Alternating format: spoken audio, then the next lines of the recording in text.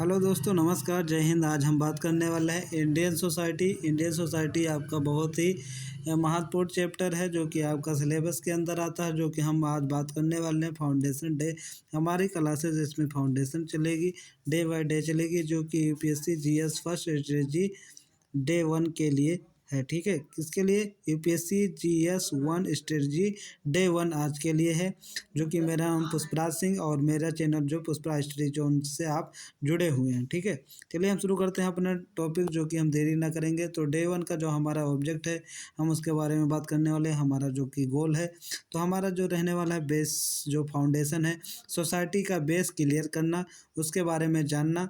दूसरा पॉइंट रहेगा कि जो हमारा टॉपिक है diversity, women, poverty, population, globalisation, इनके बारे में हम बात करने वाले हैं। अगला है जो मेंस रेडी करना, मेंस आंसर राइटिंग का स्ट्रक्चर सीखना, कैसे हम सीखेंगे उनका भी बात हम करने वाले हैं।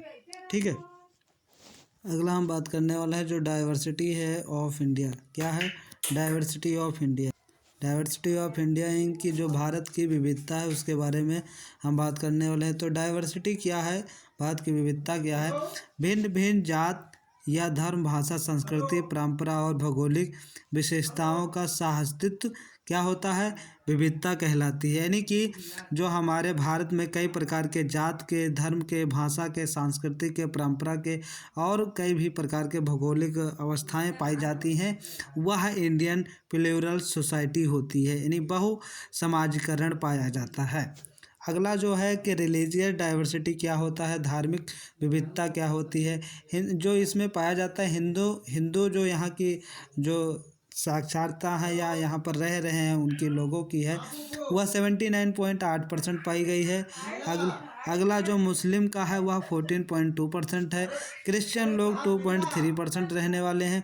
सिख, बुद्धिस्ट, जो जैन हैं वह अभी इसी में बाकी हैं। ठीक है, जो कि बी लैंग्वेस्टिक डाइवर्सिटी है, 22 शेड्यूल लैंग्वेज। कितने हैं? 22 लैंग्वेज हैं, 8 शेड्यूल में रखे गए हैं और 1000 प्लस बोलियां बोली जाती हैं।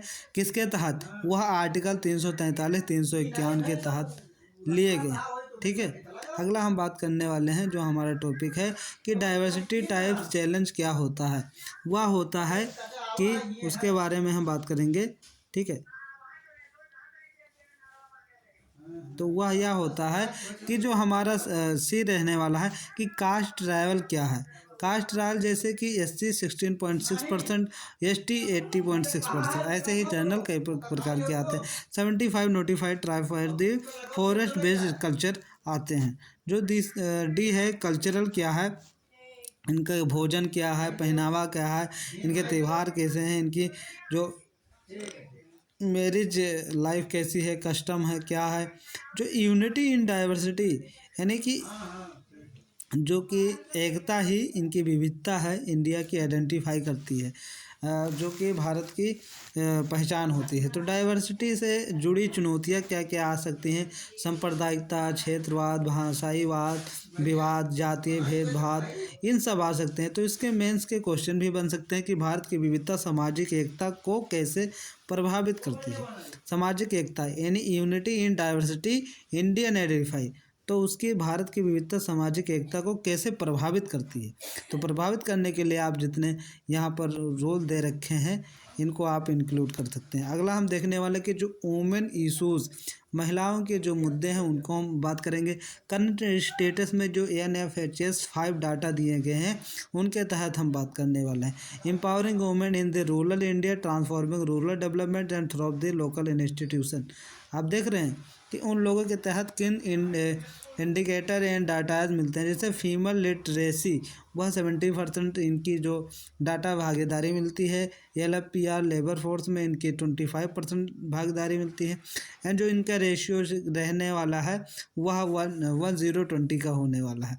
मेजर जो इनके चैलेंज आने वाले हैं, education high drop to rate, rural urban gap है, यानी कि जो ग्रामीण सर्वे एरिया में है इनके कम डिमांड के इनकी शिक्षा की आवश्यकताएँ कम पाई जाती हैं। हेल्थ एनीमिया, मेंटल मोर्टेलिटी भी पाई जाती है। इकोनॉमिक जो वेज है, गैपिंग है, इंफॉर्मेशनल एम्प्लॉयमेंट, इनकी बहुत ही कम रेट पाई जाती है। अगला हम बात करने वाले हैं जो कॉन्स्टिट्यूशनल एंड गवर्नमेंट सपोर्ट क्या रहने वाला है। वह कॉन्स्टिट्यूशन प्रिवीजन है कि आर्टिकल 14 के तहत इक्वल बिफोर लॉ यानी कि बराबर के इनके संविधान बनाए गए हैं।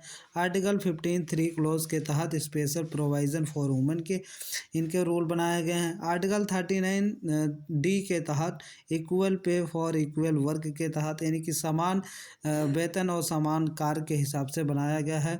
इनका जो आर्टिकल जो 42 है वह मैटरनिटी रिलीफ बनाया गया है। इनकी आवश्यकता के अनुसार इन्हें भी छुट्टी प्रदान की जानी चाहिए। एंड गवर्नमेंट जो स्कीम है जैसे बेटी बचाओ बेटी पढ़ाओ है, वो अगला है पीएम उज्ज्वला योजना, इनको प्रदान किया जा रहा है। POSH एक्ट वर्क प्लेस जो हरासमेंटल है उसका भी इनका छूट है। एंड मेंटल बेनिफिट, इनको कई भी प्रकार के बेनिफिट भी मिल रहे हैं। तो मेंस को हम कैसे रेडी करें इन लाइन को, तो मेंस रेडी लाइन जो है woman empowerment is the pre request for the inclusion growth के तहत इंक्लूड कर सकते हैं, या इनका मेन का जो मुख्य है यानी आप लिख सकते हैं। पॉवर्टी क्या है, पॉवर्टी यानी गरीबी क्या है, गरीबी के बारे में आप 1-2 शब्द आप जो चाहें 150 शब्दों में लिख सकते हैं। तो इनका आप पहले डिफिनीसन लिख लीजिए और टाइप कितने प्रकार के होते हैं ये भी लिख लीजिए। बेसिक नीड की जो कमी होती है उसी को हम पॉवर्टी कहते हैं। जो कि आप अपनी बेसिक नीड को पूरा नहीं कर पाते वही गरीबी कहलाती है। और कितने प्रकार के हो सकते हैं, वह हो सकता है absolute, relative and multi dimensional, कई प्रकार के भी हो सकते हैं गरीबी, जो कि इंडेक्स के तहत हम इसे नापते हैं या मापते हैं। कैसे, तो NITI आयोग MPI multi dimensional poverty index के तहत हम गरीबी को मापते हैं। जैसे कि प्रति व्यक्ति की आय 850-1,000 रुपये के बीच में होनी चाहिए। तो गवर्नमेंट जो मेजर्स हैं वह हमारा यह है कि उनका जो मेजर्स ध्यान रखा गया है कि उनको क्या क्या सुविधाएं मिलनी चाहिए जो कि गरीबी से वह ऋण हो सके, उद्दीर्ण हो सके। वह है कि मनरेगा रूरल एम्प्लॉयमेंट, ग्रामीण में मनरेगा के तहत एक योजना चलाई जाती है जिससे कि उनका विकास हो सके और गरीबी से वह ऋण मुक्त हो सके। PMA हाउसिंग टैक्स भी चलाया गया है जो कि उनको PM के तहत एक घर की योगदान दिया जा सके, सरकार की तरफ से उन्हें घर भी मिल सके। And DBT direct benefit transfer यानी कि DBT भी कर सकते हैं, डायरेक्ट बैंक में अपना वो ट्रांसफ़र भी ले सकते हैं। और PM गरीब कल्याण योजना के तहत उनको एक सारी व्यवस्थाएं भी उनको प्रदान की जाती हैं क्योंकि वो गरीबी से ऋण मुक्त हो सके। ठीक है। इंडिया डेमोग्राफी डिवाइडेड्स क्या है, जो ईयर 14-15 या क्या तहत है, तो पॉपुलेशन जो ग्लोबलाइजेशन है यानी कि जो पॉपुलेशन में से होता है जो कि जनसंख्या यानी वैश्विक तौर पर क्या क्या है और कितनी है। तो पॉपुलेशन जो इश्यूज आ रही हैं, जनसंख्या दिक्कतें हैं, वह भारत में मोस्ट पॉपुलस कंट्रीज यानी बहुत से जो सारे देशों में है। तो demography divided date 2047 and challenge जो आ रहे हैं वह youth unemployment, urbanisation and migration यानी कि जो नौजवान लोग हैं वह बहुत ही बेरोजगार रह रहे हैं और जो हमारे अर्बन क्षेत्रों में है उन्हें भी कई प्रकार की समस्याएं झेलने को मिल रही हैं। जैसे ग्लोबलाइजेशन जो इम्पैक्ट है वह क्या पड़ता है, वह पॉजिटिव और नेगेटिव दोनों थॉट्स लेते हैं। पॉजिटिव है जो कि उनको जॉब, टेक्नोलॉजी, ग्लोबल एक्सपोर्ट्स नहीं मिल रहे हैं। नेगेटिव क्या है, जो कि cultural and erosion, inequality and consumerism, इन सब में उनको देखने को मिलता है। कंक्लूजन इसमें हम क्या लिख सकते हैं, कंक्लूजन में हम लिख सकते हैं कि globalisation must be human centric यानी कि जो वैश्विक स्तर पर है बहुत ही मानव के लिए कष्टदायक है। अगला हम देखते हैं कि वह क्या है। अगला टुडेज प्रैक्टिस मेंस, आज हम प्रैक्टिस करेंगे मेंस को हम कैसे लिख सकते हैं, इनके क्वेश्चन का हम आंसर कैसे दे सकते हैं, इनका जो स्टेप है प्रैक्टिस करेंगे। जैसे क्वेश्चन पहला है कि भारत की विविधता का समाज की शक्ति है। भारत की विविधता ही समाज की शक्ति है। जो हमारा भारत है वह कई प्रकार की समाज, धर्म के लोग, भाषाएं और बोलते हैं, तो इन्हीं को हम भारत की विविधता बोलते हैं। तो इनके जो शक्ति है स्पष्ट करें 150 वर्डों में। दूसरा क्वेश्चन है कि भारत में महिलाओं की स्थिति सुधारने के उपाय सुझाइए। जैसे आपने 2 टॉपिक पढ़े हैं तो इन पर 2 टॉपिक के आपके प्रैक्टिस कर सकते हैं। और जो सोर्स आपको कहाँ से लेने हैं, तो आपको लेने हैं एनसीईआरटी 11th इंडियन सोसाइटी से आपको लेना है, एनसीईआरटी 12th आपको सोशल चेंजिंग से लेना है, ईएनएफएचएस का जो आपका समरी आता है वह आप जाकर साइट से पढ़ सकते हैं, ले सकते हैं और डाटा ले सकते हैं। नेक्स्ट स्टेप रहेगा कि नोट्स, पीडीएफ, प्रीलिम्स, एमसीक्यूज सारे आपको कंबाइंड में दे आपको टेलीग्राम पर दे सकता हूँ, ठीक है। बट आप जब इच्छुक होंगे तो मैं आपको नोट्स एंड कोई भी सारी चीज़ें पीडीएफ में आपको प्रोवाइड कराता रहूँगा, निःशुल्क रहेगा, ठीक है। चलिए बच्चों, हम मिलते हैं अगले वीडियो में। धन्यवाद, जय हिंद।